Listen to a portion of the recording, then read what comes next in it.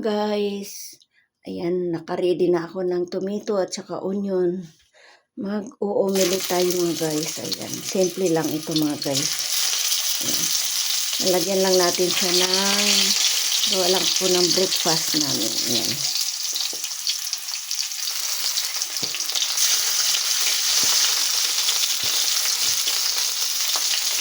Sariling idea lang ito mga guys. Ha?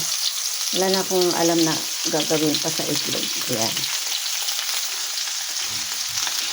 Ayan guys, simple lang. Idea ko lang to sa aming breakfast. Ayan.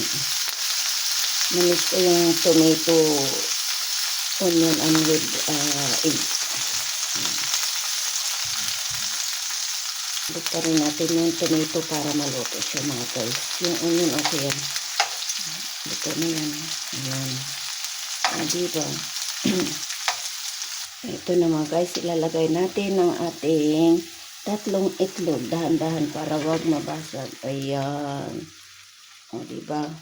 Tapos, tatakpan natin mga guys. Takpan natin mga guys. Ayan. Para maluto na siya. Ayan, pwede pa akong manalamin sa akin takip.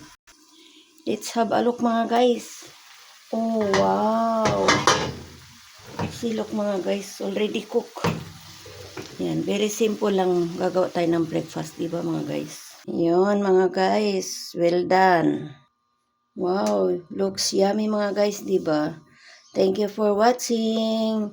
Let's eat na for breakfast. Thank you mga guys. God bless us all. Bye-bye.